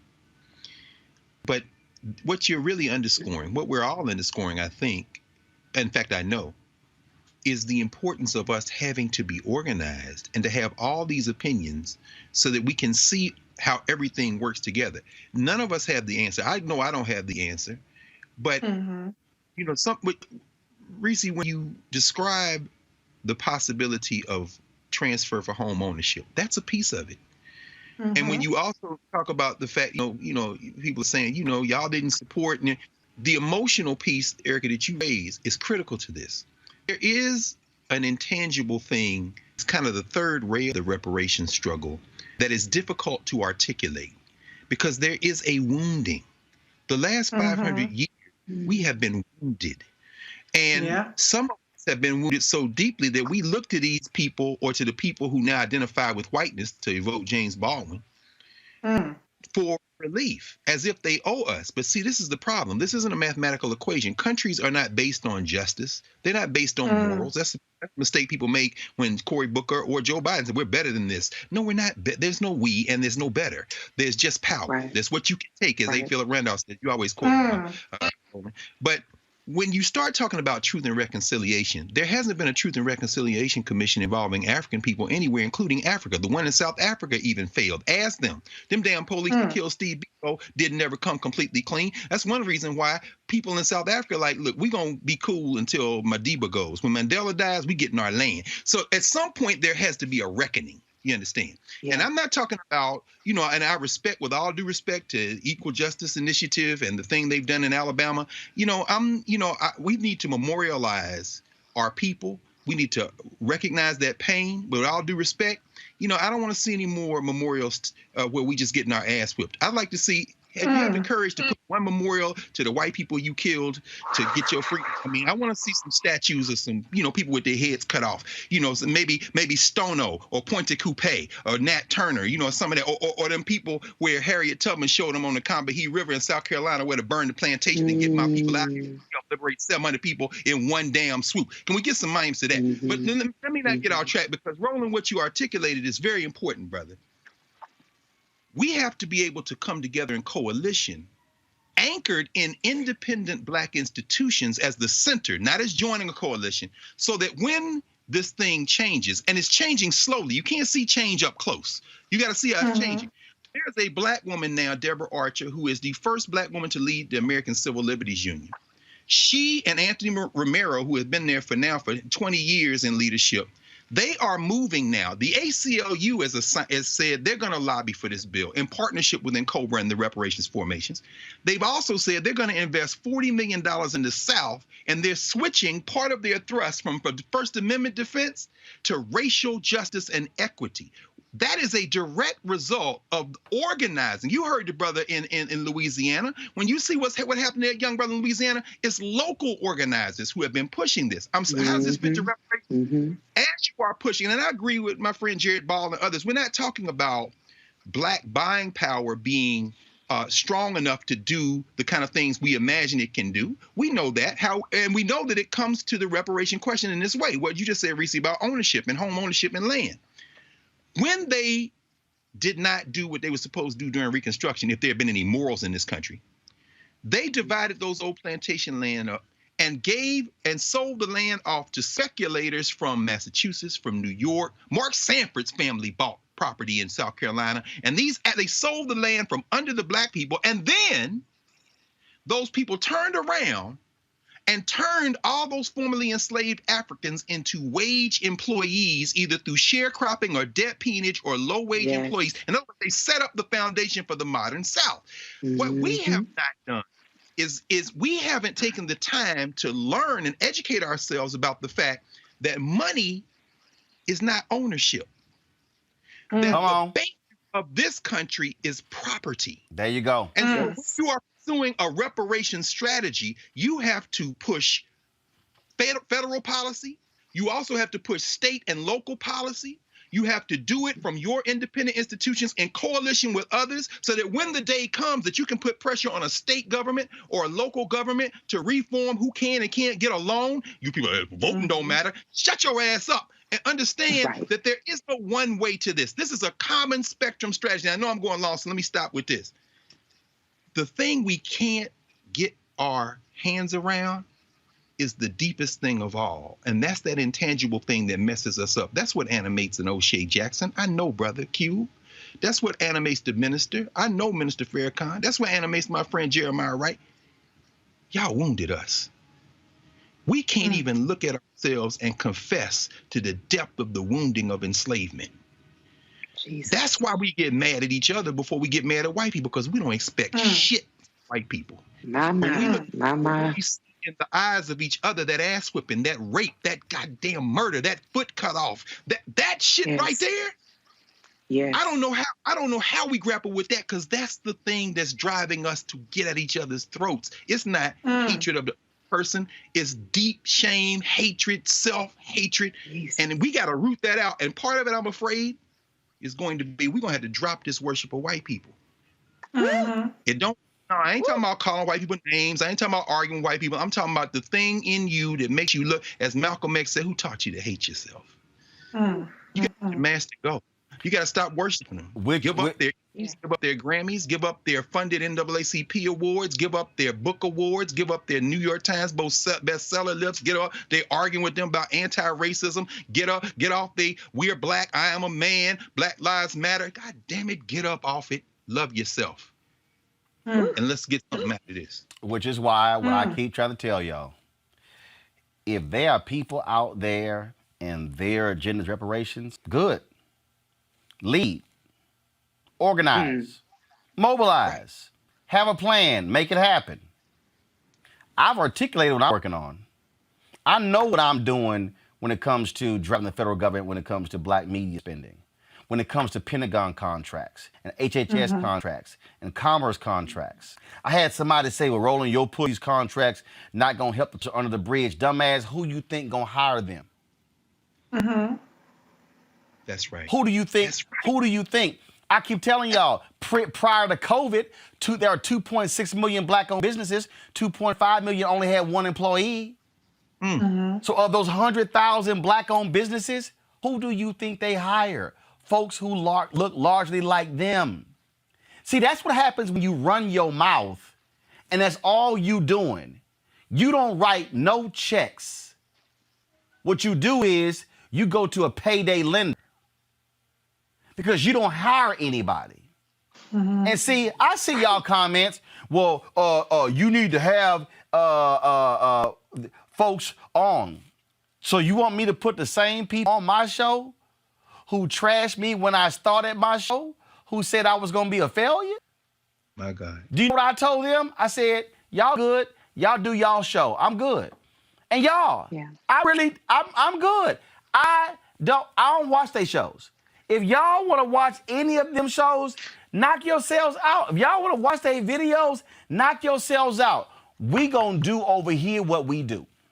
Come on, brother. And I'm gonna lay out to y'all what our agenda is. I'm gonna tell you what I don't fight for, what I do fight for. I'm gonna tell you what I emphasize, what I don't emphasize. And what I'm trying to explain to you is this here. If you gonna come at me on a reparations conversation, you might want to have all your facts together about how it gets done.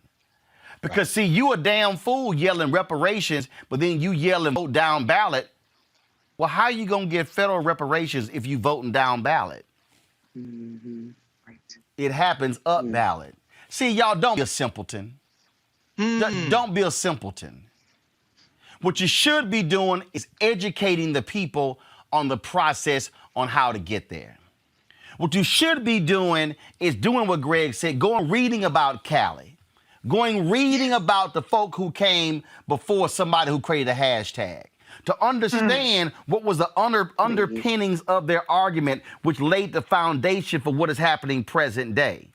See, I'm not sitting here saying, oh my God, I know everything when it comes to media, because see, I actually learned and studied and saw what John H. Johnson, Lerone Bennett, Chuck Stone, what Simeon Booker, what Frederick Douglass, what Ida B. Wells Barnett and Robert Abbott and A.I. Scott and John Worstrom and Samuel Cornish understood, Freedom's Journal understood, Pittsburgh Courier understood, all of the, it's called being a student of your game. Yes, sir.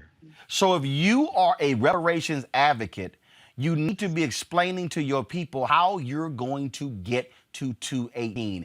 And to Reese's point, it's not wise to shit on the very people who are part of the 218. Come on, brother. Because if you the kind of person who's about to get evicted and you need me to give $1,000, it's probably not wise to cuss me out. If I'm holding 1,000, that's gonna keep you from getting evicted. Because I can always keep my 1,000. That's right. Folks, y'all better understand strategy and how it gets done. Folks, that is it for us. We have some other stuff we're going to cover. We're going to leave it right there. I want to do this. If y'all want to support what we do here at Martin Unfiltered, a black-owned media company, it's the purpose of this show. Dr. Maya Angelou told me this, and I told her, I said, no, I'm not. She says, no. She said, Roland, you're a teacher. And I said, no. I said, my brother's a teacher. She said, no. She said, I watch you. She says, you're a teacher. Folks, we use this to teach.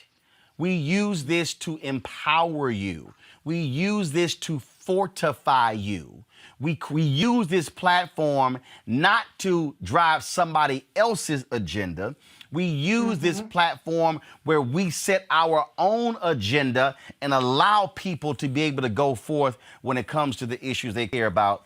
And so that's why we support what we do. And let me be real clear. Y'all not going to agree with us on everything. Y'all not going to agree with Reese and Greg and Erica on everything they bring up. And ain't nothing wrong with that. No. But what y'all not going to do is this here. Y'all ain't going to shut us up. At all. So y'all can do all of the loud and wrong YouTube videos y'all want to, and y'all can try to share them on Twitter, Instagram, and Facebook, and whatever you want to. But let me explain to you what's gonna happen. We gonna hit you with facts, and then we gonna back it up, and then we gonna smack your ass in the face with them twice. Then we gonna embarrass you when you try to come at us. And we're going to clap back with facts and then make you look stupid in front of your own people. Period. That's why we do what we do. Because the problem is there are too many of our people who are walking around wholly ignorant, where you are operating on solely emotion in response to issues. If you are out there, for all y'all who was hyped about Byron Allen and his Comcast lawsuit, that was fine. What you should be now saying is, how many black jobs? How many black contracts? What are we building? What's the black collective? That's right. If the NAACP and the Urban League want black support for something, that's good. Our response then is, what are you doing in return for us? That's all I'm saying. So this show, y'all, is about power. That's right. This is about black power. This is about black information. This is about getting an understanding of where we need to go. As King said, where do we go from here? Chaos or community? We are trying to build a community that can remove us from chaos. So when you give, you are building a community that allows for us to be able to transform and change minds. You want to support us via Cash App, $RM Unfiltered, PayPal.me/RMartinUnfiltered.com, Venmo.com/RML, Roland at Roland.com. Of course, a money order to Vision Media Inc., 16 20th Street Northwest, Suite 400, C 2006. To add the ad to the graphic, I would appreciate that. Let's see here. Your program continues to give the black community much needed information that empowers us to navigate in this environment. We've been today. If you don't have essential information, you have no power. Barbara Ford, Aggie Pride. Barbara, I appreciate that, as well as your donation to our Bring the Funk fan club. Hi, Mr. Martin. I'm Miss Laura Fail. I love watching you on YouTube every day, and you talk about things that matter in the black community. I want to join the Bring the Funk fan club. Here's $80, $50 for this year, $30 for last year. Come on now. See, that's what I'm talking about. I sent you $20 at the end of December 2020. P.S. Keep up the good work. Do not stop. Thank you, Laura Fennell. Dana Dewerson, I'm wishing you continued success. P.S. I watch your YouTube videos. I'm not a subscriber. I love the video. Too many black people's lives are being dictated by white validation.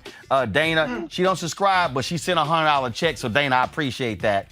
Let's see, Eugene Harmon, he wrote, y'all. Eugene, I got to help you out, Eugene.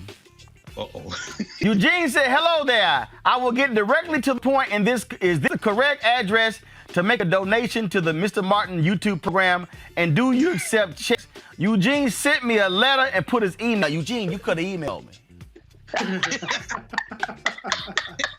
It's the right place, Eugene. It got there. So, Eugene, unfortunately, Eugene, I literally cannot make out your email. I'm going to try to guess it, so I'm going to send an email. No, I can't. I'm going to send an email to it. But, Eugene, all you got to do is go to RolandSMartin.com, click contact. You can send an email to me direct, and I'll respond to your email. But I will respond to that. Y'all support us, give to us directly. And again, I appreciate y'all supporting us on YouTube. But any money you give to us on YouTube, we get 55%, they get 45%. So if you give us $50, we get 55 of your $50, they get 45. So give the money to us directly, we get the whole 50, and then allows us to do what we do, because we got some exciting things. I'm going to be in St. Louis next week doing a town hall for Tashara Jones, who's running for St. Louis mayor. I'm going to also be doing on-the-ground interviews with Kim Gardner, with also Wesley Bell, with the head of the St. Louis Area Urban League, also my man Tef Poe. And then we're doing some other stuff the following week. I'll let you know about that. That's why you support this here, because trust me, ain't no other show. You can do the Black Network, you can go to CNN, you can go to MSNBC, you can go all you want to. Ain't no other show blacker than this one that's giving you, that's bringing the funk, giving you what we do with the panels that we do and the guests that we do. And that's why y'all got to support it. And so if you even attempt to question our blackness, I'm going to get the baby powder and smack your ass. Erica, Reese, and Greg, I appreciate it. Thanks so much. We'll see y'all tomorrow. Don't forget, so let me do this here. Ashley's filling in tomorrow. I got to go on a trip. My wife's birthday is the 13th. Normally we at NBA All-Star Game, so we'll be hanging out. So I'm going to see y'all on Monday. But we will have the Otis Williams interview. I interviewed the last original Temptation about Mary Wilson. Y'all, we're going to air that interview tomorrow. Also, a black woman who owns a COVID testing facility. One of the few black people in America. You're going to hear her interview as well. I told y'all, ain't nobody else doing what we doing. So forget them YouTube historians and follow the Real Black Show. The Real Black Media. In the words of Charlie Wilson, I'm old school and new school. Holla!